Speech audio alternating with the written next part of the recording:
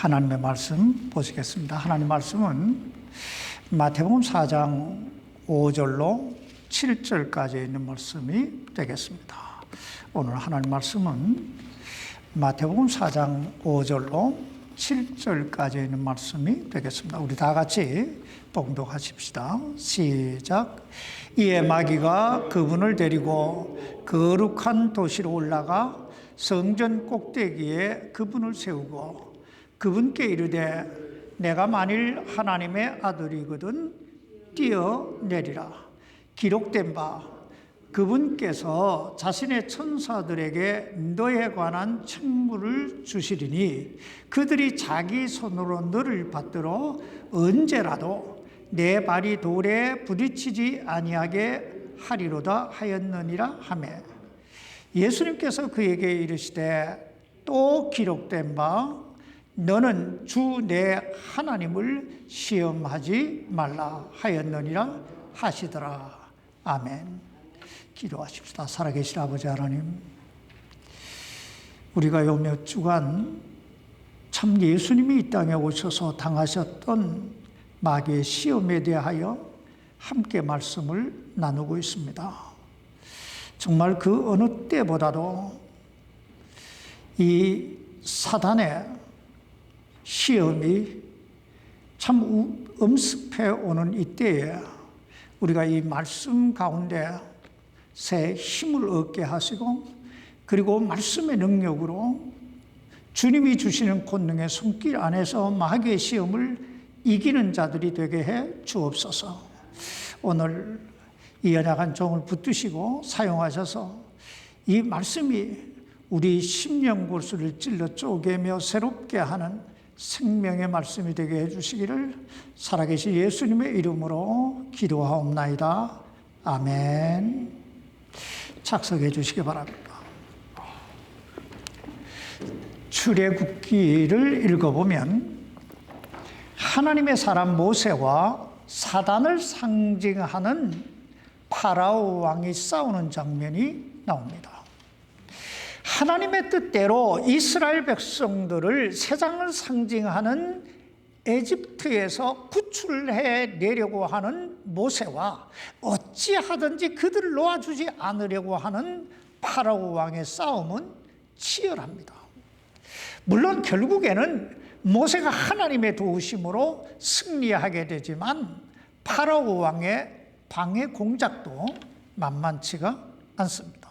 10번씩이나 속임수를 써가면서 하나님의 백성들을 붙잡아 두려고 수단과 방법을 가리지 않습니다. 그렇다면 파라오 왕은 왜 이처럼 수단과 방법을 가리지 아니하고 하나님의 백성들을 붙잡아 두려고 했을까요? 이유는 간단합니다. 이스라엘 백성들이 자신의 곁을 떠나려고 했기 때문입니다. 이와 같이 오늘날 예수 믿는 사람들이 마귀의 시험을 받는 것도 마찬가지입니다. 즉 우리가 마귀의 곁을 떠났기 때문에 마귀가 우리를 시험해 온다는 것입니다. 그러므로 사도 베드로는 베드로전서 4장 12절에서 우리가 여기에 마귀의 시험을 받는 것은 이상한 일을 당하는 것이 아니다. 이상한 일을 당하는 것이 아니다. 아니 오히려 즐거워하고 기뻐해야 될 일이다. 이렇게 고민합니다. 왜냐하면 우리에게 마귀의 시험이 있다라고 하는 것은 우리가 이미 하나님의 자녀가 되었다라고 하는 증거이기 때문입니다. 그러므로 한스 스미스라고 하는 목사님이 쓴 그리스도인의 신앙이라고 하는 그 책에 보면 이런 내용이 나옵니다. 시험은 원래 예수 믿기 전에는 없다. 그리고 예수를 믿어도 초창기에는 어떤 면에서 시험이 적을지도 모른다. 그러나 우리가 하나님의 자녀로서 확신을 가지고 또 우리가 이 하나님의 말씀 속에서 무엇인가 믿음으로 경건하게 하나님 뜻대로 살고자 하면 마귀의 시험은 더욱더 극심하게 다가올 것이다. 그렇습니다. 우리가 믿음이 높은 단계에 올라가면 올라갈수록 시험이 없어지는 것이 아니라 예전에는 전혀 경험해 보지 못했던 엄청난 마귀의 시험을 받을 수도 있습니다. 그러면 우리가 여러 가지 시험을 당할 때 그 시험을 부정적으로만 바라보지 말고 긍정적으로 바라볼 필요가 있습니다. 왜냐하면 시험이란 그것이 어떤 시험이든 우리가 그 시험을 어떻게 대처하느냐에 따라서 야고보 선생의 말씀처럼 그 시험이 우리를 좀 더 성숙하게 하고 온전하게 하고 구비하여 조금도 부족함이 없는 하나님의 사람으로 만들어갈 것이기 때문입니다. 그러므로 중요한 건 우리에게 다가오는 여러 가지 그 시험들이 아니라 우리가 그 시험들을 어떻게 대처해 갈 것인가, 어떻게 받아들일 것인가 하는 우리의 자세가 중요하다는 것입니다. 그러므로 오늘 우리가 이 본문 말씀을 주의 깊게 살펴볼 필요가 있습니다. 우리가 오늘 이 본문에서 주의 깊게 살펴봐야 할 말씀은 첫째, 마귀의 시험은 한두 번으로 끝나는 그런 시험이 아니라는 것입니다. 여기 오늘 본문 마태복음 4장 5절 말씀을 보시기 바랍니다. 이에 마귀가 그분을 데리고 거룩한 도시로 올라가 성전 꼭대기에 그분을 세우고, 우리 지난주에 마태복음 4장 3절로 4절 말씀에서 40일 동안 금식하시고 줄이신 예수님을 떡으로 시험했던 그 마귀가 기록된 바 사람이 떡으로만 살 것이 아니요 하나님의 입에서 나오는 모든 말씀으로 살 것이니라 하신 그 주님의 말씀, 예수님의 말씀 앞에 꼼짝 못하고 물러가는 것을 봤습니다. 그런데 오늘 본문에 보면 마귀가 예수님을 시험하기 위해 또 찾아왔어요. 이와 같이 마귀의 시험은 한두 번으로 끝나는 그런 시험이 아닙니다. 아니, 평생 우리가 이 세상을 살아가는 동안 평생 마귀는 우리를 시험해 올 것입니다. 우리는 그 사실을 예수님의 생애 속에서도 생생하게 볼 수 있습니다. 오늘 본문을 포함해서 마귀의 시험은 예수님이 십자가에 못 박혀 죽으실 때까지 계속돼요. 계속돼요. 아마 어떤 면에서 저와 여러분도 계속 마귀의 시험을 당하게 될 거예요. 그러면 우리가 마귀의 시험에서 한두 번 승리했다고 너무 방심하거나 이젠 괜찮겠지 하고 자만하지 말아야 됩니다. 이걸 사도 베드로전서 5장 8절로 9절에서 이렇게 고면합니다. 정신을 차리라, 깨어 있으라. 너희 대적 마귀가 울부짖는 사자같이 두루다니며 삼킬 자를 찾나니 믿음에 굳게 서서 그를 대적하라. 세상에 있는 너희 형제들도 동일한 고난을 겪은 줄 너희가 아는, 이 세상 모든 사람이 다 동일한 시험을 받는다는 거예요. 그렇습니다. 마귀 사탄은 오늘도 굶주린 사자처럼 두루다니며 삼킬 자를 찾고 있는 거예요. 찾고 있는 거예요.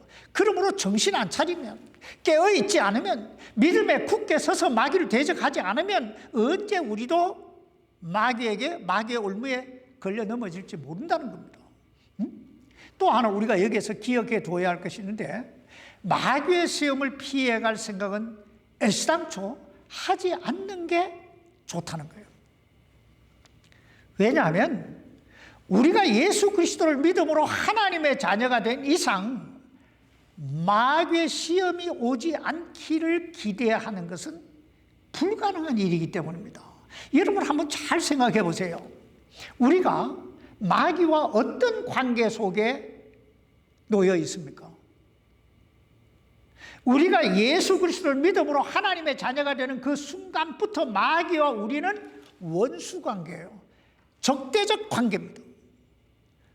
그러므로 마귀의 시험을 피할 수 있는 길은 오직 그 마귀와 싸워서 이길 수 있는 능력을 기르는 그 수밖에는 없어요. 둘째, 오늘 본문을 통해 우리들이 주의해 봐야 할 건 마귀의 시험은 대단히 고차원적이라는 겁니다. 고차원적이다. 차원이 높다 이 말이에요. 여러분 오늘 본문 6절 말씀 보시기 바랍니다. 그분께 이르되 내가 만일 하나님의 아들이거든 뛰어내리라 기록된 바 그분께서 자신의 천사들에게 너에 관한 책무를 주시리니 그들이 자기 손으로 너를 받들어 언제라도 내 발이 돌에 부딪히지 아니하게 하리로다 하였느니라 하매.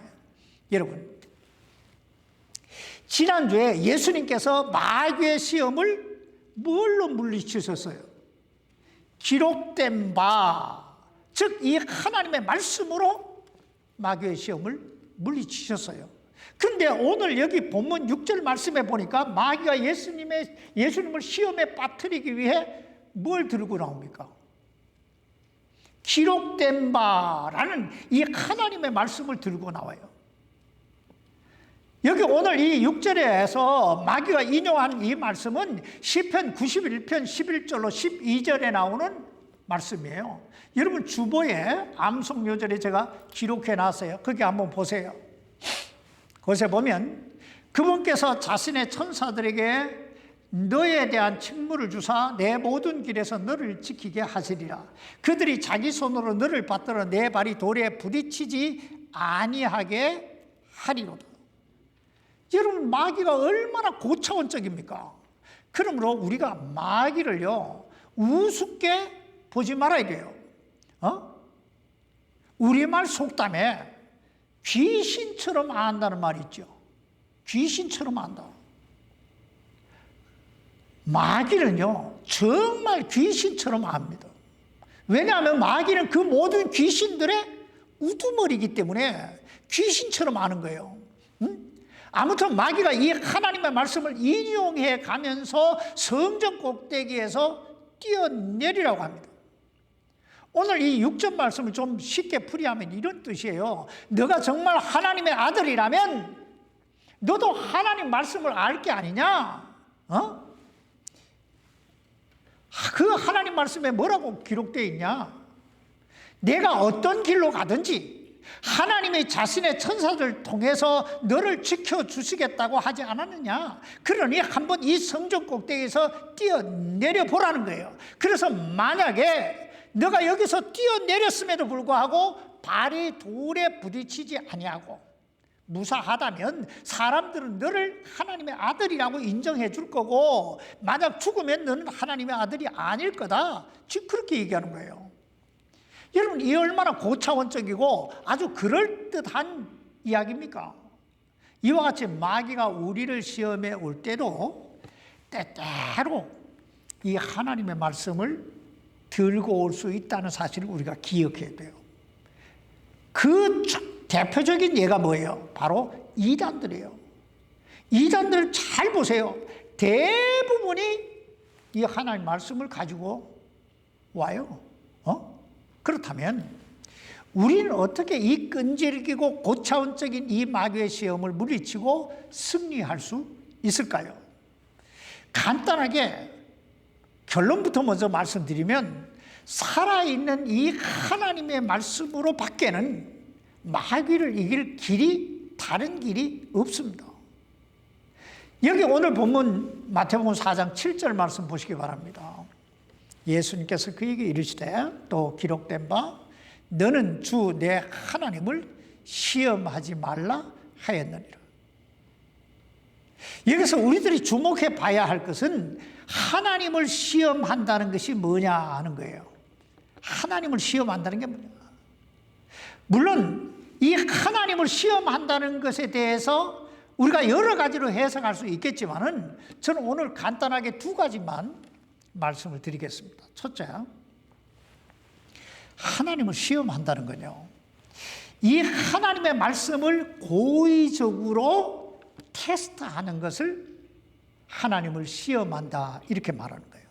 고의적으로 테스트하는 거. 여러분 한번 생각해 보세요. 지금 마귀가 예수님을 성전 꼭대기에 데리고 올라가서 그곳에서 뛰어내리라고 합니다. 여러분, 예수님이 그 성전 꼭대기에서 뛰어내릴 이유가 뭘까요? 예수님이 성전 꼭대기에서 뛰어내려야 될 이유도 명분도 필요도 하나도 없어요. 근데 마귀가 뛰어내리라고 하는 거예요. 그러면서 마귀가 이렇게 말합니다. 만약 너가 여기서 뛰어내려서 죽지 않고 산다면 하나님의 아들이고, 죽으면 하나님의 아들이 아닐 거다. 근데 여러분, 예수님이 뛰어내리셨어요? 안 뛰어내리셨어요? 안 뛰어내리셨죠. 자, 그렇다면 예수님은 왜 안 뛰어내리셨을까요? 그 이유는 대단히 간단해요. 예수님은 성전 꼭대기에서 뛰어내리셔야 할 필요가 없었어요. 필요가 없었어요. 이유가 없었어요. 이걸 좀 더 고차원적으로 제가 해석을 하면 이런 거예요. 만약에 예수님이 그곳에서 뛰어내리셨다면 그것은 하나님께서 이미 이는 내 사랑하는 아들이요 내 기뻐하는 자라, 이렇게 마태복음 3장에서 말씀하셨잖아요. 그 말씀, 그 하나님의 말씀을 의심하는 행위가 되고, 더 나아가서 하나님을 시험하는 행위가 되기 때문에 안 뛰어내리신 거예요. 더 나아가서 무엇보다 이 시편 91편에 나오는 이 말씀은 성전 꼭대기에서 뛰어내리라고, 무조건 뛰어내려서 하나님을 시험해 보라고 주신 말씀이 아니기 때문에 안 뛰어내리신 거예요. 한 설에 의하면요, 이 일이 있은 후에 수년 후에 시몬이라고 하는 마술사가 자신을 추종하는 그 사람들을 데리고 이 성전 꼭대기에 올라가서, 예수님은 여기서 뛰어내리지 못하셨지만 나는 뛰어내릴 것이다. 내가 뛰어내리면 하나님께서 분명히 당신의 천사들을 보내어 나를 받아주실 것이다. 그러면서 뛰어내렸다고 합니다. 여러분 어떻게 됐을까요? 이처럼 하나님의 말씀을 고의적으로 이용하는 건 바로 하나님 자신을 시험하는 행위인 동시에 이건 엄청난 죄라는 사실을 우리가 알아야 됩니다. 성경을 잘 보세요. 하나님께서 뭐라고 말씀하십니까? 주 너의 하나님을 시험하지 말라고 말씀하고 있습니다. 왜냐하면 하나님의 말씀을 시험하는 건 그 말씀을 주신 바로 그 하나님을 시험하는 행위고, 하나님을 시험하는 것은 하나님에 대한 불신앙의 행위이기 때문입니다. 그러므로 그리스도인의 신앙과 삶에서 가장 중요한 건 하나님이 말씀하셨으니 그대로 되리라고 믿고 순종하고 따라가는 거예요. 옛날 이스라엘 백성들이 에집트에서 나와서 광야를 지날 때 먹을 양식이 없고 마실 물이 없어서 몹시 고통을 겪은 적이 많습니다. 근데 그럴 때마다 저들은 항상 하나님과 모세를 향하여 불평하고 원망합니다. 근데 출애굽기 17장 7절에 보면 저들이 서로 다투고 하나님을 향하여 원망했던 그 이유에 대해 이렇게 말씀하고 있습니다. 그가 그곳의 이름을 마사와 무리바라 하였으니 그 까닭은 이스라엘 자손의 다툼 때문이요, 또한 그들이 주를 시험하여 이르기를 주께서 우리 가운데 계신가 아니 계신가 하였기 때문이더라. 이 말씀을 좀 쉽게 풀이하면 하나님께서는 분명히 내가 너와 함께 하리라 말씀하셨는데, 이스라엘 백성들은 조금만 어려움이 오면 그 하나님의 약속의 말씀을 의심했더라는 거예요. 의심했더라. 그래서 하나님 정말 우리와 함께 계시느냐 안 계시느냐 이렇게 했다는 거예요. 오늘 여러분은 어떻습니까? 하나님 정말 나와 함께 계시는가? 하나님 나와 함께 계시지 아니하시는가? 여기에 대해서 의심하고 계시는 분은 혹시라도 계시지 않습니까? 근데 우리가 꼭 기억해야 할 건 하나님의 말씀을 시험하는 것, 즉 하나님의 약속의 말씀을 믿지 못하는 것은 결국 망하게 되는 길이라는 거예요. 망하는 길이다. 여러분, 하나님이 여기 계신가 아니 계신가 의심했던 이스라엘 백성들이 결국은 어떻게 됐습니까? 민수기 21장 6절 이하에 보면 하나님께서 불뱀들을 백성들 가운데 보내요. 백성들을 물게 하심으로 이스라엘 일에 많은 사람이 죽으니라고 말씀하고 있습니다.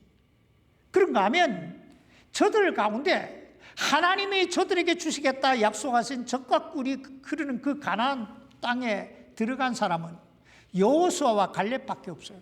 저들은 다 광야에서 죽습니다. 왜요? 하나님 말씀을 시험했기 때문에. 훗날에 사도 바울은 이 사실을 고린도서 10장 9절에서 이렇게 기록합니다. 어떤 자들이 그리스도를 시험하다가 불뱀들에게 멸망을 당하였으니 우리는 그들과 같이 시험하지 말자. 뭐 하지 말아요? 시험하지 말자. 그렇습니다. 우리가 하나님을 시험하는 건 무서운 범죄인 동시에 멸망의 지름길이에요. 마귀는 바로 그 사실을 누구보다 잘 알기 때문에 우리에게 자꾸 하나님 말씀을 시험해 보라고 충동질하는 거예요. 여러분, 마귀의 시험에 가장 잘 넘어가는 사람들이 어떤 사람일까요? 마귀의 시험에 가장 잘 넘어가는 사람은 믿음이 연약한 사람. 즉 그 마음에 하나님의 말씀에 대한 확신이 없는 사람이 가장 잘 넘어간다는 거예요. 어떤 사람들은 하나님 말씀대로 해봐야 별 수 없더라 이렇게 말해요. 근데 여러분, 왜 별 수 없는 줄 아세요? 별 수 없는 이유는 바로 그 사람 속에 이미 하나님의 말씀에 대한 의심과 불신앙이 깔려있기 때문에 그래요. 여러분, 믿음이 뭐예요? 믿음이 뭐예요? 믿음은 하나님 말씀하신 데 그대로 되리라고 이 하나님 말씀을 믿는 거, 하나님의 인격을 믿는 거, 이게 믿음인 거예요. 사실 우리가 하나님의 말씀을 의심하는 건요, 이 말씀을 주신 하나님의 인격을 의심하는 거예요. 모독하는 거예요. 쉬운 예를 하나 들어보십시다. 우리가 우리의 자녀들에게 아니면 우리의 지인들에게, 아주 가까운 사람들에게 어떤 약속을 했다고 합시다. 근데 그 자녀가 그 약속을 믿지 못하고 맨날 찾아와서 아빠 그거 해줄 거예요, 엄마 그거 해줄 거예요 하고 계속 물어보면, 물론 한두 번은 그냥 그럼 내가 꼭 해주지 이렇게 이야기하겠지만 계속 그렇게 의심하고 덤비면 어떻게 하겠어요? 나중에는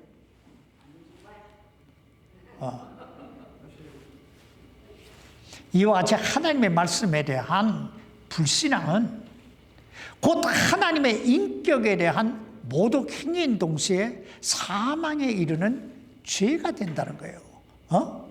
둘째, 하나님을 시험한다 하는 건 이 하나님의 말씀을 오용하거나, 오용이라는 게 이걸 이용하거나 가감하는 것을 의미합니다. 오늘 본문에 보면 마귀는 분명히 하나님의 말씀을 들고 나와서 예수님을 시험해요.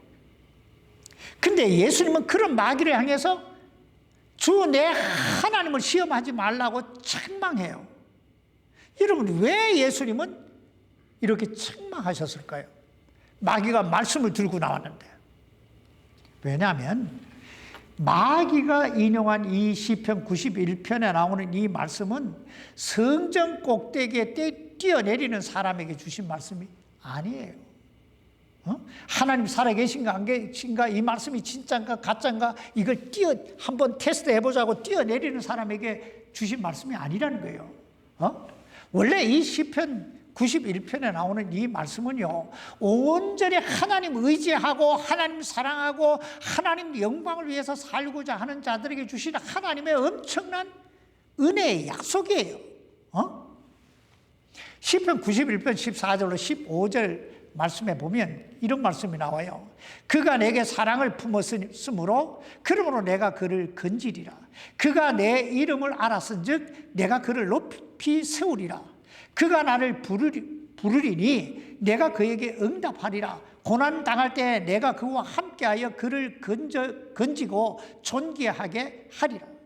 여러분, 이 말씀의 의미가 뭐예요? 이 말씀은 하나님 사랑하는 자, 하나님을 시험하기 위해 성전 꼭대기에서 여기 일부러 뛰어내리는 사람에게 주신 말씀이 아니라 정말 하나님 사랑하고 하나님 영화롭게 하고 하나님 의지하고 간구하는 성도들에게 하나님이 함께 하시겠다, 건져 주시겠다, 영화롭게 해 주시겠다 하는 하나님의 약속이에요.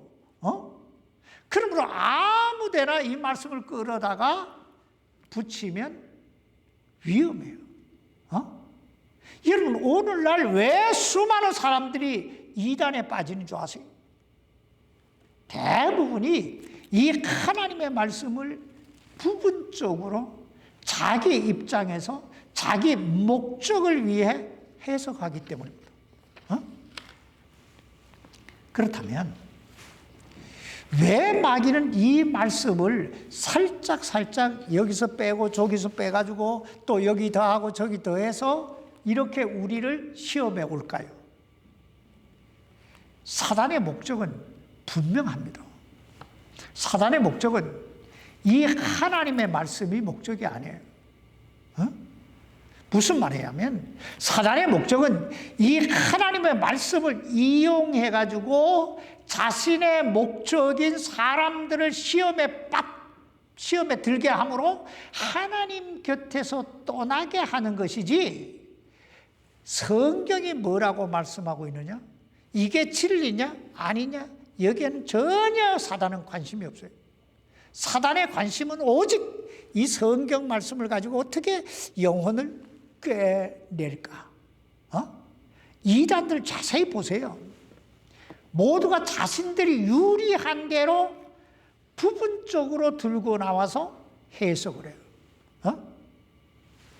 요즘 교회 안에, 제가 이런 얘기하면 제가 하겠지만, 요즘 이 교회 안에, 특별히 어떤 교단 안에 이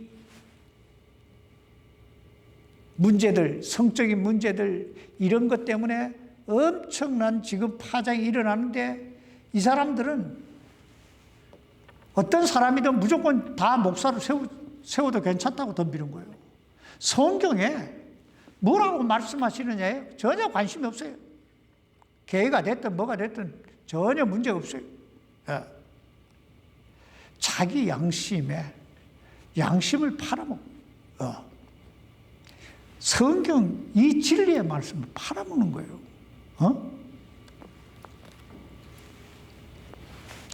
그러나 우리가 알아야 할 건 하나님의 말씀을 가감하는 거, 즉 더하거나 빼는 거, 이건 무서운 범죄라는 거예요. 그러므로 요한계시록 22장 18절로 19절에 보면 이렇게 말씀하고 있습니다.